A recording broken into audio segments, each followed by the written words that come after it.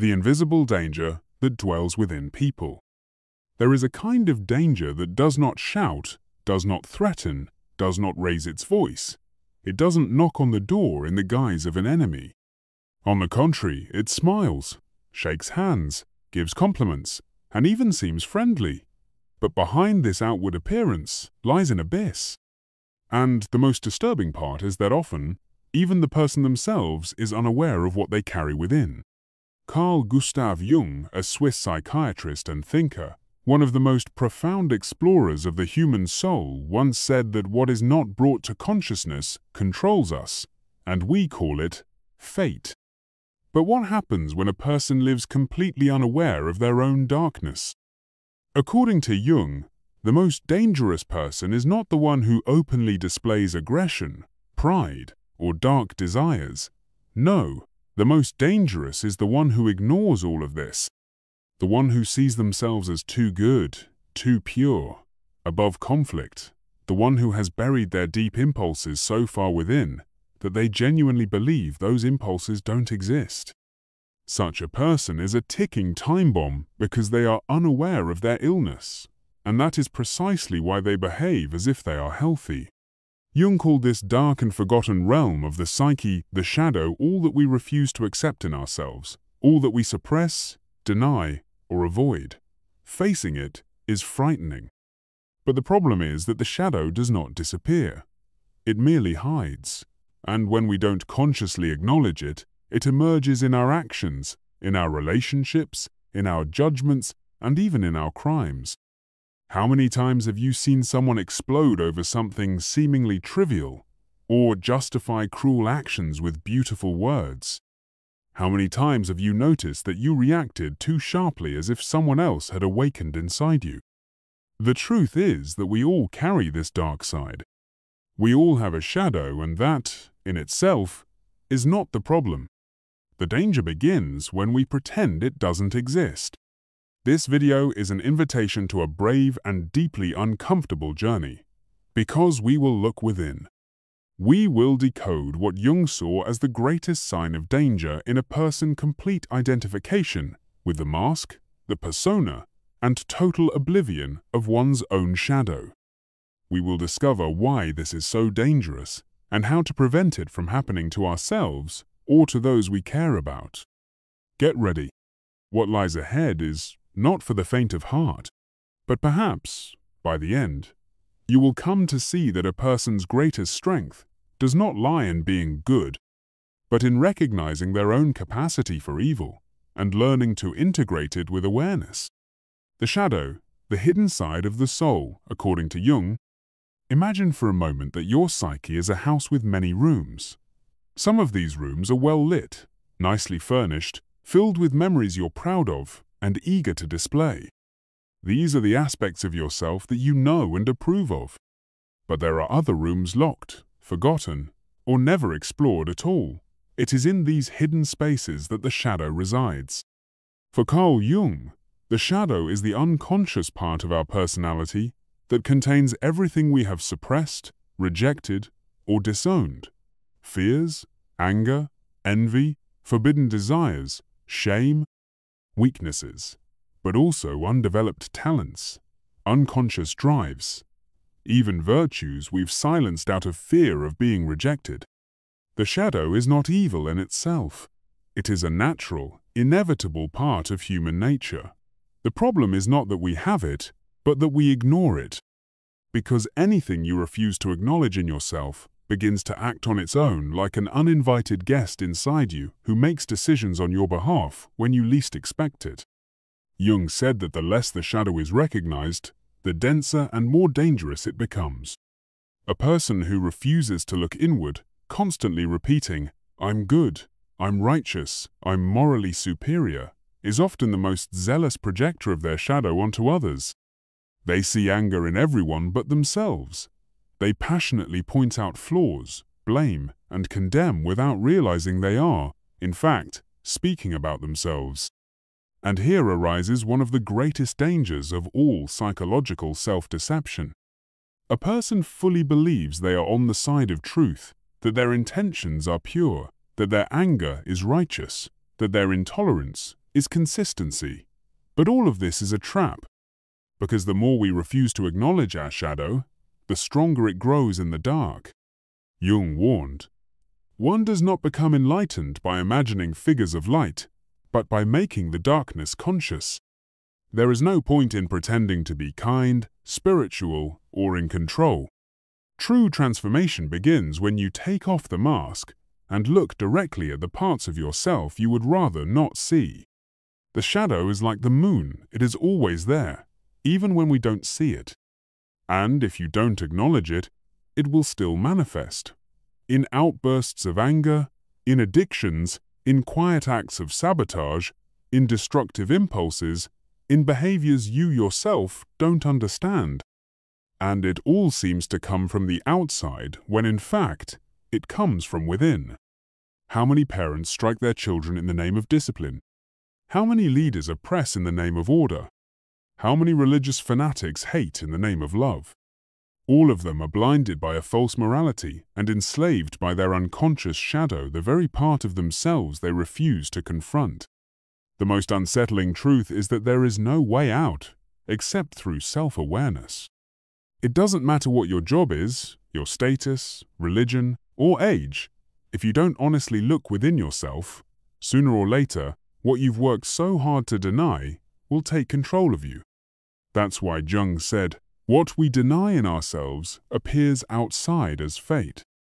A divorce without a clear reason, the same problems repeating at every job, friendships that always end the same way. None of this happens by accident. It is the shadow demanding your attention. But you might ask, how can I recognize my own shadow? It shows up in your harshest judgments, in your fiercest jealousies, in what irritates you most about others. What provokes you the most is a mirror of what remains unaccepted within you. The outer reveals the inner, and this is one of the most valuable laws of depth psychology. The good news is this: confronting your shadow doesn't weaken you, it sets you free. Because only the one who knows their own darkness can truly choose the light. Everything else is just a moral fantasy. So now, when you feel disgust towards someone, when you catch yourself in fierce criticism or an exaggerated reaction to something trivial, pause. Take a breath. Ask yourself, what in me is still unaccepted? The answer may hurt, but it is the kind of pain that heals. The inflated ego, when the persona takes over being. We live in a theater called society. From childhood, we learn to wear masks in order to be accepted. We pretend to be brave when we're afraid. We show joy when we're sad. We create a version of ourselves shaped by the expectations of others. Jung called this version the persona. There is nothing inherently wrong with the persona. It is necessary. It is the social face that allows us to coexist, to work, to interact. But the problem arises when we confuse the persona with our true self. When the actor begins to believe he is the role. When the performance consumes the being. That's when the ego inflates. An inflated ego is the direct result of a life built around the persona. It is the inner voice that says, "I'm better than others. I'm right. I don't make mistakes. I'm special." The illusion becomes so impenetrable that the person loses access to their essence, fully identifying with the image they project. Jung saw this as a form of socially accepted madness, because the inflated ego is, in truth, a golden cage. Those who live in it feed on recognition, control, and self-importance not by conscious choice, but out of fear. Fear of facing the emptiness behind the mask. The inflated ego cannot learn. It does not listen. It does not admit mistakes. Any criticism is perceived as an attack. And to defend itself, the ego arms itself with arrogance, sarcasm, smugness, and moral superiority. These are shields against the pain of confronting the truth. But don't be fooled. Behind the impressive persona hides a frightened soul, and behind the inflated ego a repressed shadow. A person fully controlled by the persona is predictable. They seek applause, fear rejection, and go to great lengths to avoid inner conflict. They live for appearances, not for what is real. And in doing so, they drift further and further from the true self, the one that needs no validation from anyone. Such a person may appear quite successful, recognized, followed, awarded. But the moment they stumble, face a crisis, or experience failure, everything collapses. Because without the persona, the ego has nothing to hold on to. And then the stage becomes a scene of despair. Who am I, if not what others think of me? That is why Jung said the process of individuation, becoming your true self, inevitably involves dismantling the persona, looking behind the curtain, accepting inner contradictions, and acknowledging vulnerability. But this requires courage.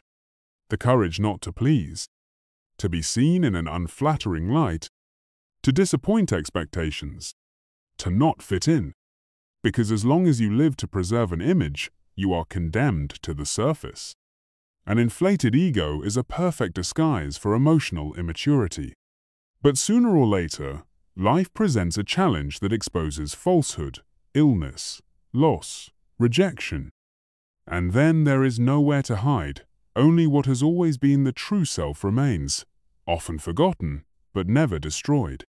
Consciousness begins when you realize that you are not what you seem to be, that there is something much deeper within you, something not defined by success, appearance, approval, or title, something that simply is, something that observes, feels, suffers, and can finally be accepted.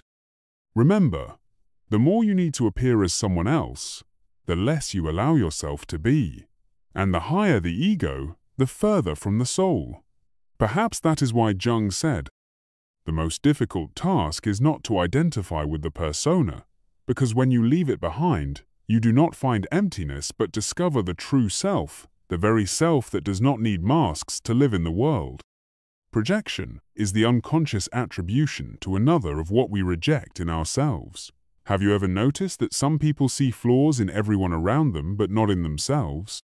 That someone is strongly irritated by certain traits in others, while they themselves could honestly admit to having similar ones? According to Jung, this is one of the most common and dangerous mechanisms of the psyche. Projection is the unconscious act of attributing to another person characteristics, desires, feelings, or impulses that we do not accept in ourselves. It is a defense mechanism of the ego. Instead of admitting, "I feel envy," we say, "That person is envious."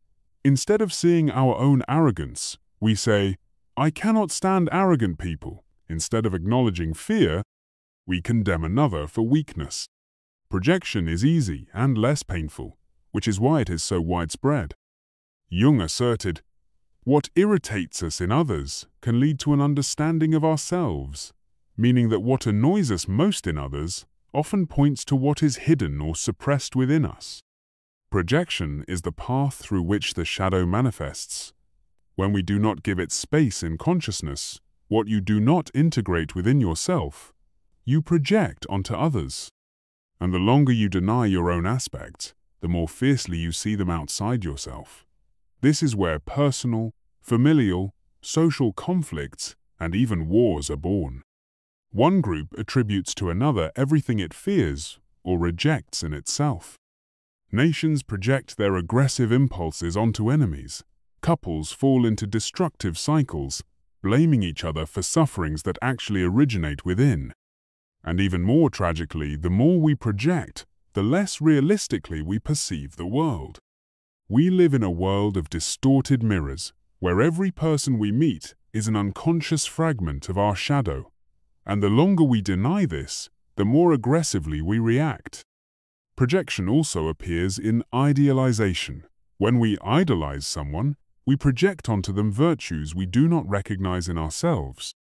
Blind passion, excessive admiration, sudden infatuation, all of these may mean that you see in another what you want to develop in yourself. But just as the projection of anger creates imaginary enemies, the projection of admiration leads to inevitable disappointments. Sooner or later, reality takes over, and you realize that he was not the ideal you invested in. He was only a mirror reflecting your own projections.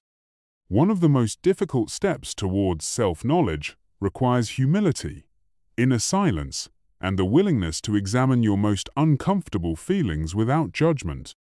Jung said that projection is one of the most serious problems of the human soul. As long as you continue to blame others, hate others, or admire others, you remain captive to psychological content that belongs to yourself. The way out is to take these projections back. That is, to constantly ask yourself, why does this irritate me so much? Which part of me also has this trait? What can I learn about myself by observing this reaction? This practice is profound and can be painful, but it transforms because every return projection is a part of your soul coming back home. And then something unusual happens. You stop fighting with the world and begin to look at others with more compassion and understanding, because you no longer need to attack them to hide your own pain.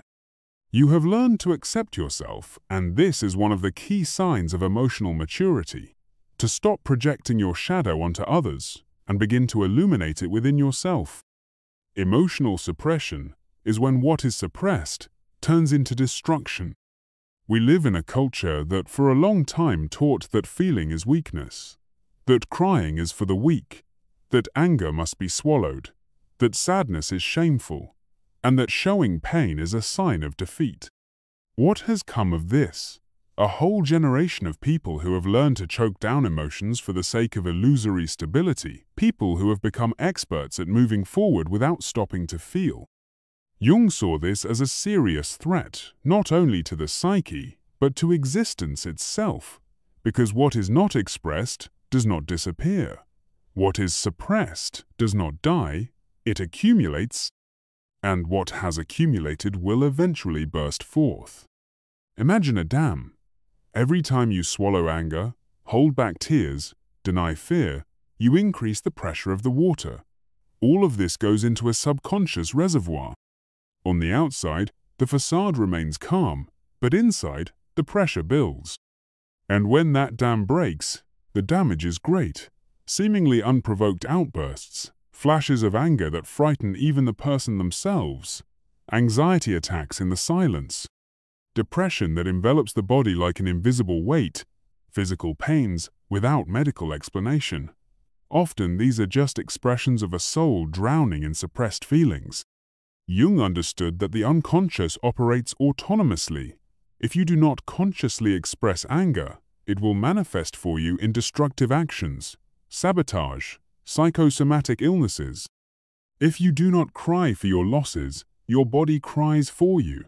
If you do not acknowledge your sadness, it screams through existential emptiness. Suppressing emotions is like closing your eyes to a fire and pretending it's not there. The fire remains, and the longer you ignore it, the more fiercely it consumes. But why do we do this? Because we were taught to fear our feelings, to believe that if we fully experience them, we will collapse, that we will be rejected, that we will be judged. And so we defend ourselves at the cost of the truth within us. But the price of this suppression is high. People who suppress emotions their whole lives become cold, detached, controlling, lose the ability to connect deeply, don't even trust themselves because they don't know what they truly feel, and accordingly begin to doubt the feelings of others. This suppression feeds the shadow, because everything rejected on the emotional level goes underground in the soul and influences behavior from there. A person acts inconsistently, aggressively, or completely apathetically, without understanding why. Jung warned, unexpressed emotions never die. They are buried alive and will return later in a worse form. Therefore, the path is not in suppression, but in integration. To integrate does not mean to become a slave to emotions, but to give them space to exist, to be understood and guided with wisdom, to cry when the soul demands it, to scream when the heart tightens, to be silent when it is necessary to listen, to allow yourself to feel without judgment, and, moreover, to recognize that feeling is not weakness, but a sign of humanity. Those who learn to live with their emotions without becoming their hostage achieve calm strength and rare maturity because they no longer fight with themselves, no longer need protection from their own feelings. They simply accept them. So if you feel an emotional dam inside you, do not ignore it. Listen. Give a name to what you feel. Write, speak, cry, feel. Because when emotions flow, the soul breathes. And when the soul breathes, the body heals. Meeting your own darkness is the only path to healing.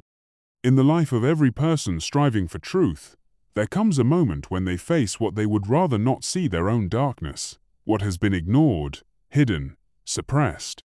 And when this encounter happens, many run away, others fall ill. But some, the bravest, decide to stay. It is then that the real process of healing begins. Carl Jung called this path the process of individuation, a harsh, lonely, and necessary journey during which a person stops living by masks and others' expectations to become who they really are, not the ideal self, but a whole being, accepting both the light and the darkness within. The darkness we are talking about is not mindless evil, like in movies. It is unresolved pain, unprocessed traumas, forbidden impulses, suppressed emotions. It is everything you have tried to hide your whole life, but that never leaves you in peace. Jung stated, "There is no enlightenment without a meeting with the shadow," meaning there is no genuine growth without confronting what lies behind the mirror. But why is this encounter so difficult? Because it wounds the constructed image of ourselves, forces us to abandon the illusion of our flawlessness, fairness, rationality, and balance, forces us to admit that we also have jealousy, anger, desire for control, destructive impulses, and that we are not merely passive victims of circumstances, but largely co-authors of our own pain. This encounter can be sudden, a crisis, loss, humiliation, illness, or it can happen gradually, like a quiet call repeating in dreams, in troubled relationships, in persistent dissatisfaction. The shadow does not knock on the door with malice. It whispers and ignores those who do not want to listen. But when we are finally ready to hear it, not with fear but with presence, it changes. From a hidden enemy, it becomes a strong ally. For everything that was suppressed actually contains immense life force. Suppressed anger can become courage, fear, caution, envy a sign of undiscovered talent, pride a hidden wound demanding acknowledgement. There is nothing useless in the psyche. Everything can be redirected if brought into the field of consciousness.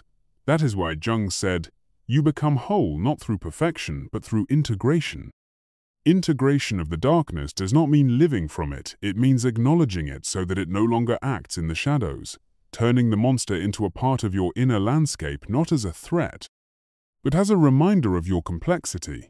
Those who deny their darkness become rigid, judgmental, dangerous, while those who accept it become compassionate, clear, and calm. And here is a profound spiritual truth.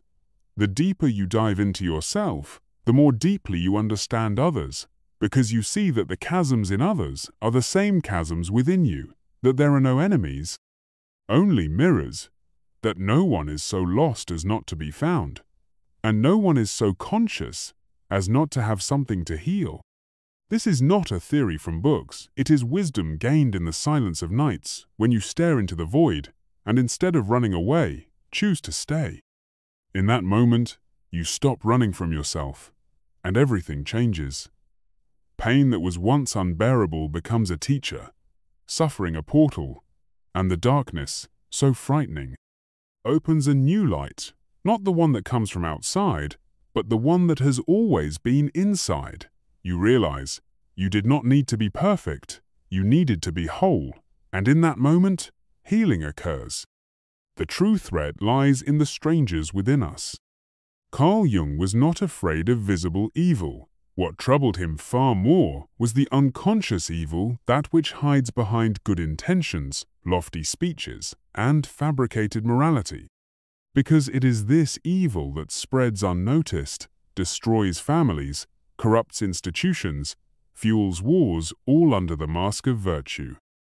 The true threat is not in obvious mistakes, but in the illusion of purity, not in what others do, but in what we deny in ourselves.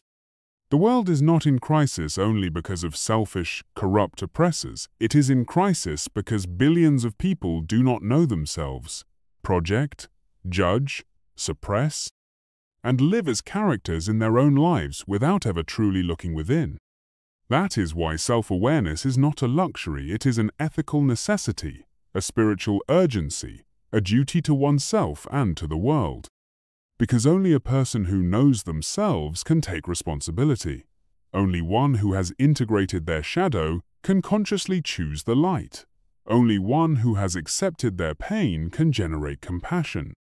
And only one who stops blaming the world can truly love. Jung said that the outer world reflects the inner world. If we want more peace outside, we need to start within. If we want clarity, we need to face our own confusion. And if we want less evil, we need to stop pretending it is not inside us. The journey to becoming who we truly are is uncomfortable, slow, and non-linear, but it is the only path to freedom, healing, and transformation. And now, let me honestly ask you, do you have the courage to face your shadow? Do you have enough bravery to admit that you are not always a victim, but often a creator of your own conflicts? Are you ready to stop blaming the world and start understanding yourself? If these questions have resonated within you, share this video with those who are also ready for this deep journey inward. Leave a comment about which part touched your soul the most and which darkness you have decided to face today. If this content has resonated with you, inspired you, or sparked the necessary discomfort, please like and subscribe to the channel.